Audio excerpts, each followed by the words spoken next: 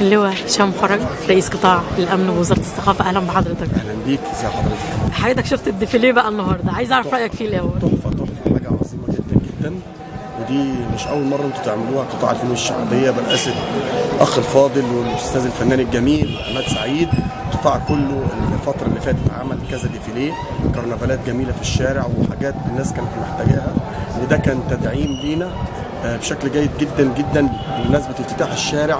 وعايزين نقول ان للناس الرساله اللي رايحه ان الدنيا باذن الله ترجع تاني زي الاول، هاديه، في امان، في انتظام في الحياه ترجع تاني زي الاول.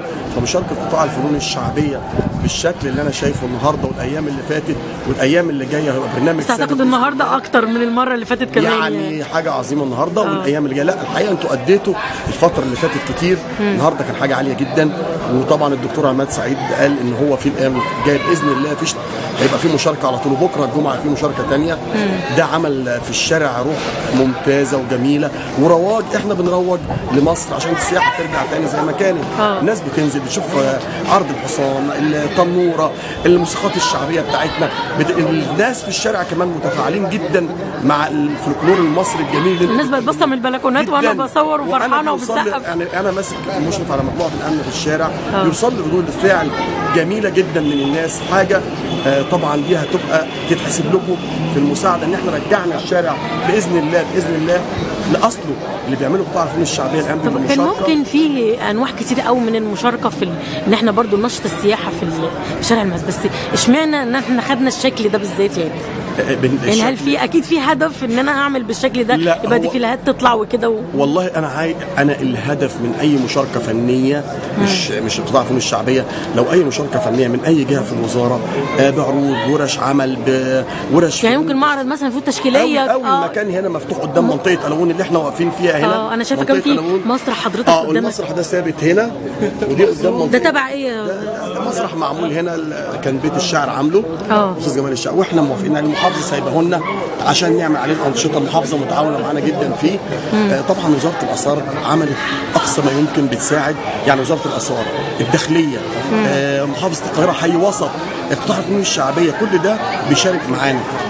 اي انشطه فنيه بتتعمل في الشارع او ثقافيه هي رساله للناس وللعالم ان الدوله بترجع تاني لحاله من الاستقرار والامان، وبنحافظ على اثارنا. وتعالوا اتفرجوا. فاللي بيعمله قطاع الفنون الشعبيه ده مساهمه فعاله جدا جدا جدا، وربنا يوفق الجميع. وبشكر القطاع برئاسه الفنان عماد سعيد جميل وكل الاخوه رؤساء الفرق الفنيه، الفنون الشعبيه ورضا والموسيقات الشعبيه، كل الفرق اللي شاركت معانا، ونتمنى دوام المشاركه باذن الله. بتمنى يا فندم. بس انا شايفه كده من كلام حضرتك ان مش بس قطاعات الوزاره المشاركه، ده حضرتك بتقول الاثار وبتقول المحافظه. الشارع جزء، الاماكن الاثريه اثار، وزاره الداخليه التامين معانا، احنا تامين، الثقافه داخله بالعروض الفنيه وانشطه ثقافيه هتتعمل لسه. كان الدكتور صابر عرب وعد ان الوزاره هتشارك وفعلا وادى تعليمات وبدات تشارك. محافظه القاهره مشاركه فعاله جدا، السيد المحافظ رئيس حي وسط، الناس كلها متعاونه، المنظومه كبيره.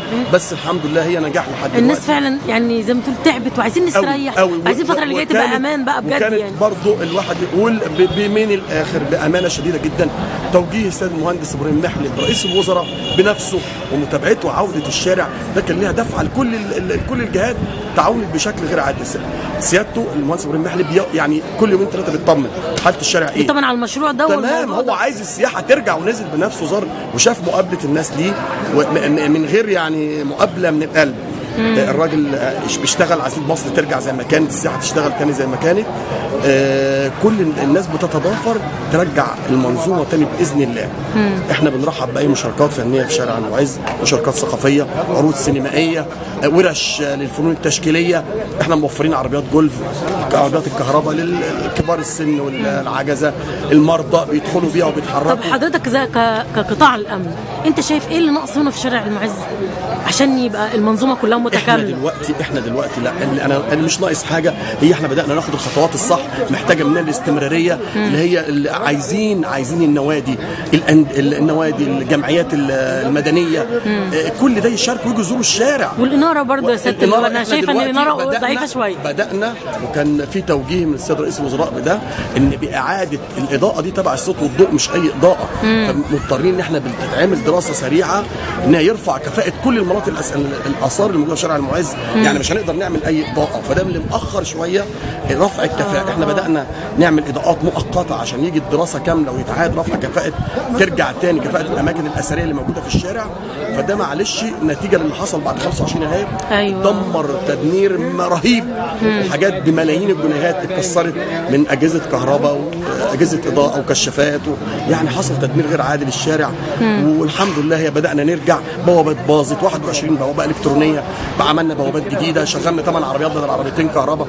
الاضاءه بنعمل اضاءات مؤقته لحد ما نرفع الكفاءه بالكامل طبقا للدراسه اللي معموله لاضاءه الصوت والضوء، يرجع الشارع زي ما كان ان شاء الله. بس انا بقول تاني وبكرر، يا ريت الناس تنزل تزور شارع المعز، تشاركنا في الكرنفالات، تساعدنا تشوف اللي معمول في الشارع.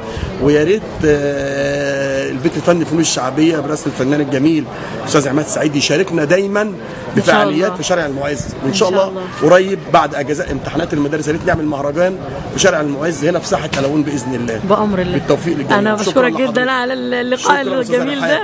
ربنا يبارك فيك يا رب، ودايما يا رب مزيد من الازدهار لقطاع الامن. شكرا استاذ شكرا يا فندم. شكرا.